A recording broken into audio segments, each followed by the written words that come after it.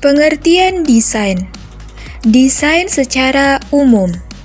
Desain adalah suatu konsep pemikiran untuk menciptakan sesuatu melalui perencanaan sampai terwujudnya barang jadi. Pengertian desain busana. Desain busana adalah ide atau gagasan seseorang yang dituangkan melalui gambar. Dalam bentuk gambar busana dengan penerapan unsur-unsur yang tepat sehingga tercipta suatu busana yang menarik. Macam-macam desain. Yang pertama, desain struktur. Desain yang disusun berdasarkan bentuk, ukuran, warna, dan tekstur suatu benda. Yang kedua, desain hiasan. Desain yang berfungsi untuk memperindah permukaan desain struktur.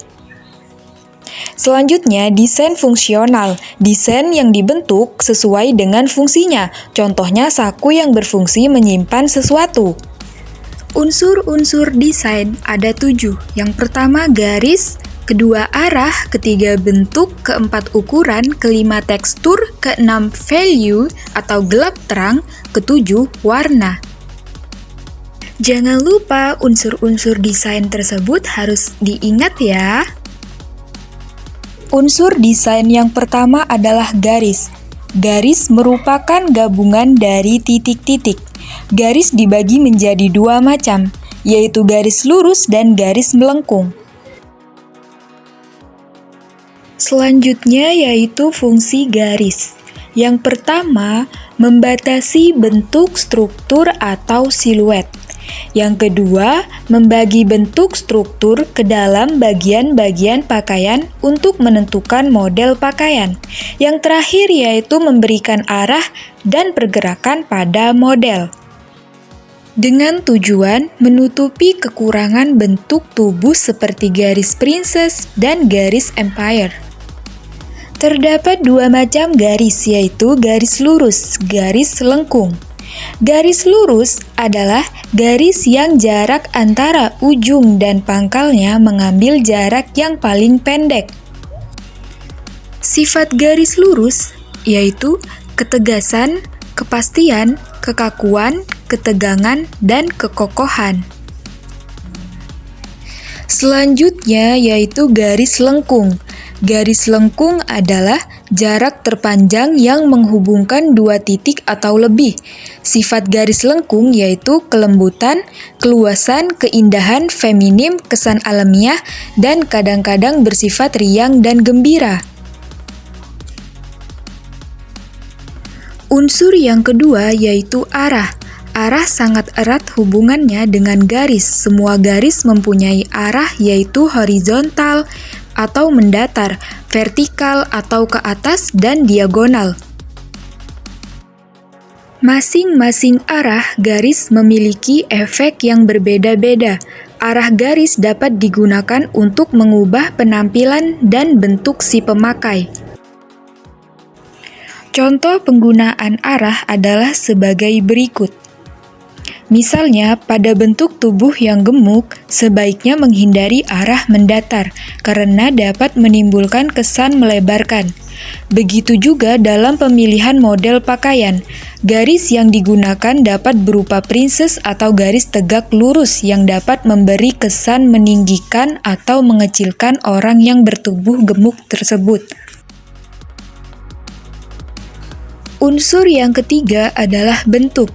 Bentuk adalah hasil hubungan dari beberapa garis yang mempunyai area atau bidang 2 dimensi. Apabila bidang tersebut disusun dalam suatu ruang, maka terjadilah bentuk 3 dimensi.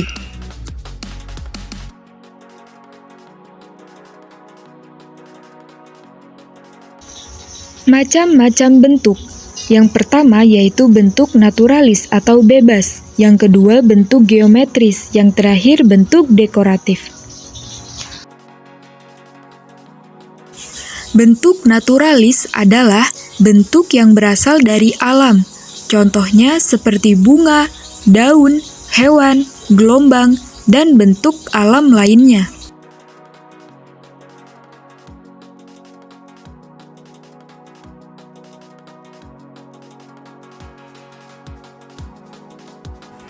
Selanjutnya yaitu bentuk geometris. Bentuk geometris adalah bentuk yang dapat diukur dengan alat pengukur dan mempunyai bentuk yang teratur. Contohnya seperti segi empat, segitiga, lingkaran, dan bentuk lainnya.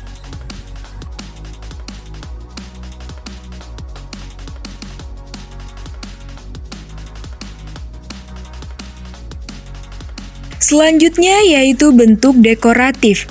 Bentuk dekoratif adalah bentuk yang sudah diubah dari bentuk aslinya melalui proses tilir atau gaya yang masih ada ciri khas bentuk aslinya.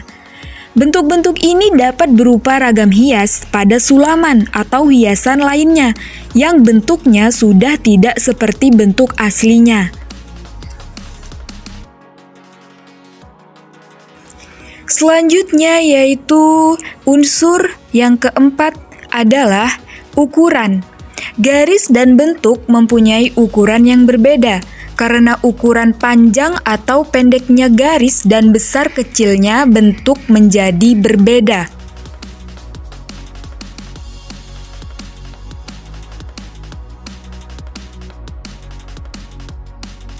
Apabila ukurannya tidak seimbang, maka desain yang dihasilkan akan kelihatan kurang baik. Pada busana, ukuran digunakan untuk menentukan panjang rok, lengan, celana, dan lain-lain. Misalnya panjang rok memiliki 7 ukuran, yaitu mikro, mini, knee, D, maxi, ankle, dan floor. Selanjutnya adalah unsur yang kelima yaitu tekstur. Tekstur merupakan keadaan permukaan suatu benda atau kesan yang timbul dari apa yang terlihat pada permukaan benda. Tekstur ini dapat diketahui dengan cara melihat atau meraba. Dengan melihat akan tampak permukaan suatu benda, misalnya berkilau, bercahaya, kusam, tembus terang, kaku, lemas, dan lain-lain. Sedangkan dengan meraba akan diketahui apakah permukaan suatu benda kasar, halus, tipis, tebal, ataupun licin. Selanjutnya adalah macam-macam tekstur. Yang pertama adalah tekstur bercahaya. Tekstur yang bercahaya atau berkilau dapat membuat seseorang kelihatan lebih besar, maka bahan tekstil yang bercahaya lebih cocok dipakai oleh orang yang bertubuh kurus sehingga terlihat lebih gemuk. Yang kedua adalah tekstur kusam. Tekstur yang tidak berkilau memberi kesan mengecilkan objek. Cocok digunakan untuk pemakai yang berbadan gemuk. Yang ketiga adalah tekstur kaku, tidak mengikuti bentuk badan sehingga dapat menutupi bentuk badan yang kurang ideal. Tekstur ini tidak cocok untuk seseorang yang berbadan gemuk karena akan terlihat semakin gemuk. Selanjutnya, tekstur kasar. Tekstur kasar memberikan kesan menggemukkan pada si pemakai. Tekstur lembut tidak mempengaruhi ukuran asalkan bahan tidak berkilau. Tidak dapat menutupi kekurangan bentuk tubuh. Sebaiknya digunakan untuk tubuh yang lebih ideal. Yang terakhir adalah tekstur berbulu. Permukaannya timbul dan berkesan tebal. Unsur yang keenam adalah value atau gelap terang. Value hanya dapat terlihat karena adanya cahaya. Selain itu, value juga berhubungan warna gelap sampai terang, yang dipengaruhi oleh campuran warna hitam dan putih dari warna tersebut. Misalnya, merah tua atau merah kehitaman, merah asli, dan merah muda atau merah keputihan. Warna yang cenderung terang akan menonjolkan objek dibandingkan dengan warna yang cenderung gelap. Misalnya, tubuh yang besar disamarkan dengan pemilihan warna yang lebih gelap, sehingga kelihatan lebih langsing dan kebalikannya. Unsur yang terakhir adalah warna. Warna merupakan unsur desain yang paling menonjol. Dengan adanya warna menjadikan suatu benda dapat dilihat. Selain itu, warna juga dapat mengungkapkan suasana perasaan atau watak benda yang dirancang.